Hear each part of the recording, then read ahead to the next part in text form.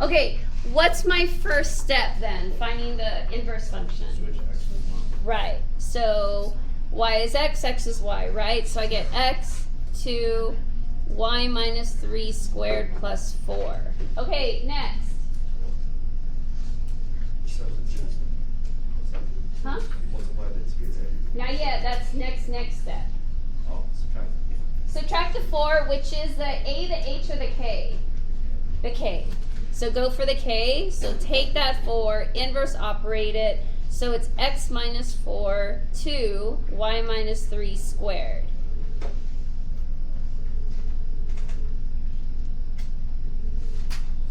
Okay, next step. Distribute 0 over Right? And what is that? The a, the h, or the k? H. A. A. Oh, A. So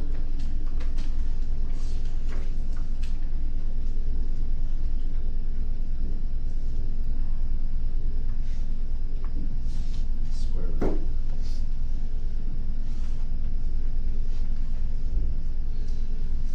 I'm going to write it. I'm just waiting. Okay. Yeah? Okay, so now you square root or you inverse whatever function they're giving you. Because they give you a square, the inverse to that square function is a square root. If it was a cube, it'd be a cube root, right? If it was a square root, you would square. So this one kind of ranges depending on the function that you're being handed, okay? So now I square root, and so plus or minus x minus 4 over 2 is equal to y minus 3. And now what?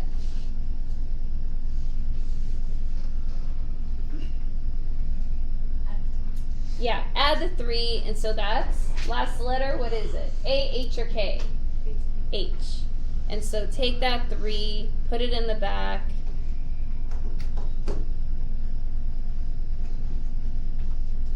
And make sure that radical does not touch that positive or the 3. I will dock you. And so this is your inverse function. Your inverse function then, and you can keep it as y, whichever. Okay, plus or minus rad x minus 4 all over 2 plus 3. And this is what you're graphing. Okay, you got to give me that graph, and you have to give me that original graph. And so I guess we can kind of do our tables here just to fit the video. Right? And anyways, most of you put your tables on the pink paper anyways. Okay, these points, we'll put them here. So this is my inverse table. This is my original function table.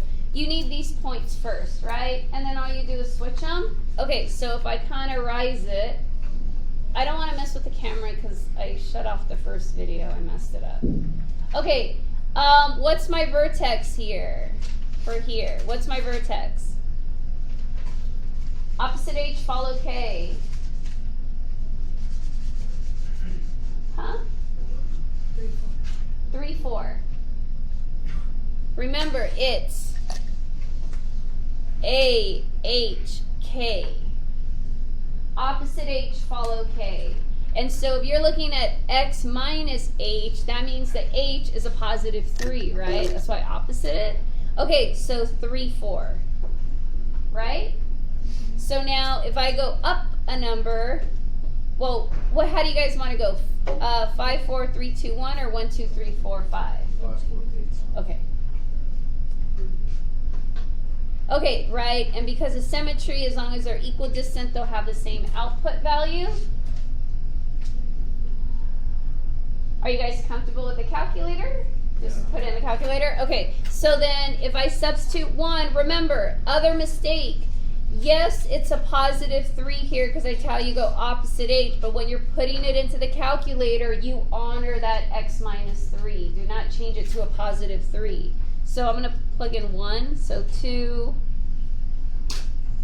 1 minus 3 squared plus 4. Yeah? Okay, and we get 12. So 12, 12.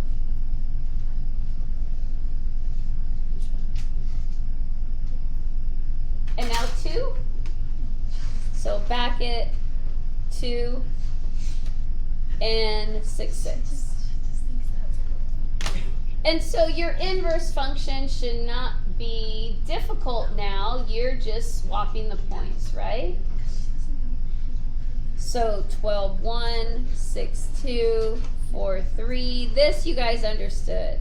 Did I do it right? 6, 4, 12, 5. Yeah. And so now you just plot them, and that is your quiz. But remember, when you graph it, pretty graph, not an ugly graph, right? Increment at least one number on the x, one number on the y-axis.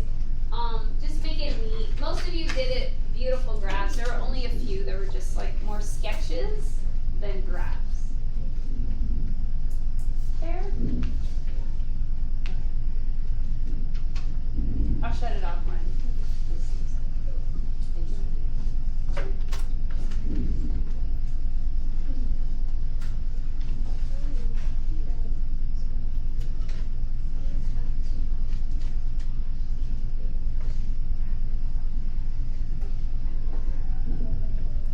She's growing because now she's 4, so she's just how the cats are. Like soda pops in. Oh, what are they?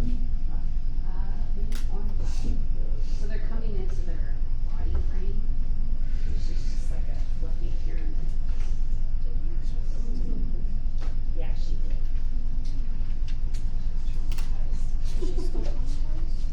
She doesn't get near it, so she remembers. Can I shut it off? Yeah, okay.